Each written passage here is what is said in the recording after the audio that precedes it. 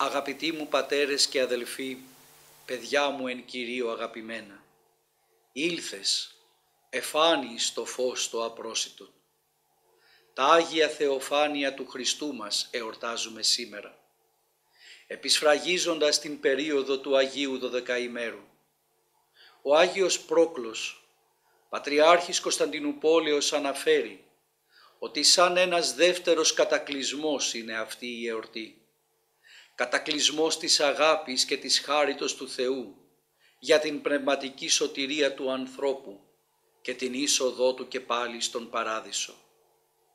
Όταν συμπληρώθηκαν 30 χρόνια από την γέννηση του Χριστού, θέλησε να φανερώσει στους ανθρώπους ότι είναι ο Θεός εν σώματι και ότι είναι Υιός του Θεού, γνήσιος και ομοούσιος το Πατρί.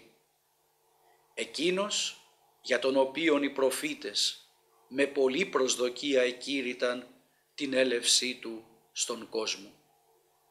Ο Άγιος Κύριλλος Ιεροσολύμων λέει χαρακτηριστικά: «Ο κόσμος στην γένεση αρχίζει με το νερό, το Ευαγγέλιο αρχίζει με τον Ιορδάνη». Κατά την ώρα της βαπτίσεως του Κυρίου, το μυστήριο της Αγίας Τριάδος κηρύχθηκε στον κόσμο. Ο Θεός Πατήρ αποκαλύφθηκε δια της ακοής και ιδού φωνή εκ των ουρανών λέγουσα: «Ούτως εστίν ο Υιός μου ο αγαπητός, ενώ ευδόκησα». Ο Υιός αποκαλύφθηκε δια της βαπτίσεως μέσα στον Ιορδάνη και δια της αφής από τον Τίμιο Πρόδρομο. Το Άγιον Πνεύμα δια της οράσεως εν είδη περιστεράς, πετώντας επάνω από τον Υιό και χρύοντας Αυτόν, παράλληλα αποκαλύπτοντάς Τον ως τον Μεσσία, τον Χριστόν Κυρίου. Γιατί άραγε το Άγιο Πνεύμα πήρε την μορφή περιστεράς?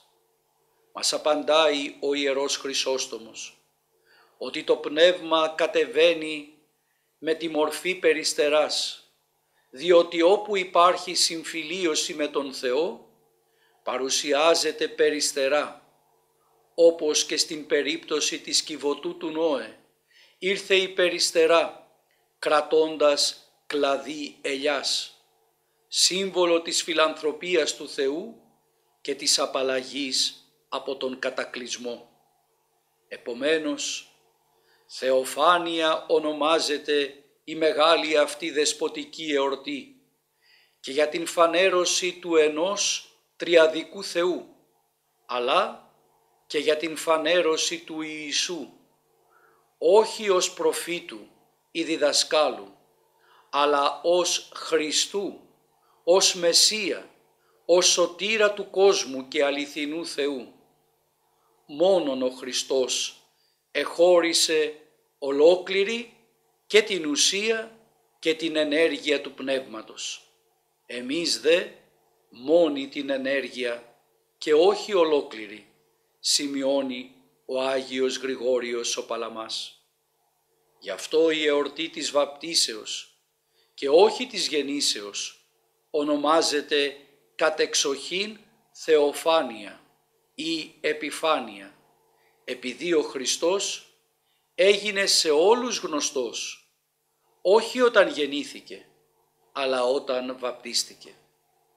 Βαπτιζόμενος ο Κύριος πήρε επάνω του τις αμαρτίες του ανθρωπίνου γένους, πέθανε κάτω από αυτές και αναστήθηκε.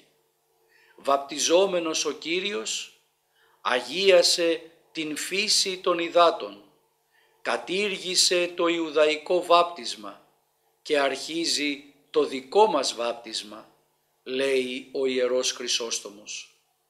Και συμπληρώνει ο Ιωάννης ο Δαμασκηνός πως βαπτίστηκε ο Κύριος για να συντρίψει τα κεφάλια των νοητών δρακόντων επάνω στο νερό, να ξεπλύνει την αμαρτία και να θάψει μέσα στο νερό όλο τον παλαιό Αδάμ, κάνοντας δική του την δική μας κάθαρση, να αγιάσει τον βαπτιστή Ιωάννη, να συμπληρώσει τον νόμο, να αποκαλύψει το μυστήριο της Τριάδος και να γίνει σε εμάς παράδειγμα και υπογραμμός για το βάπτισμα.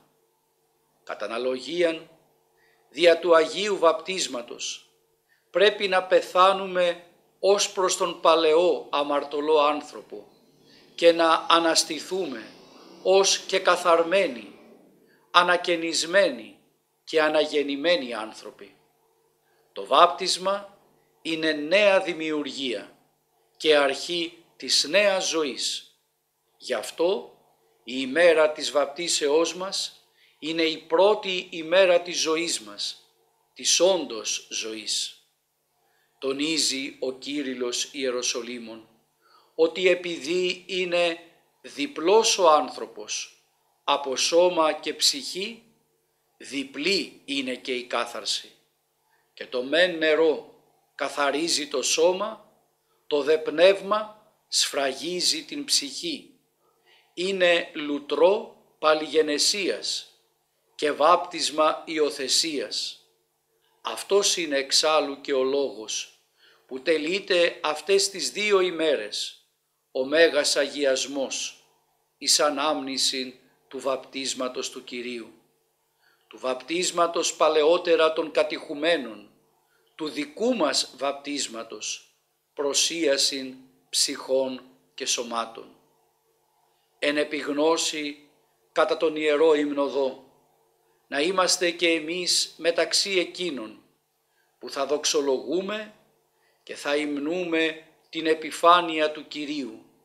Ήλθες, εφάνεις το φως το απρόσιτον. Σας το εύχομαι με όλη μου την πατρική αγάπη. Χρόνια πολλά και ευλογημένα.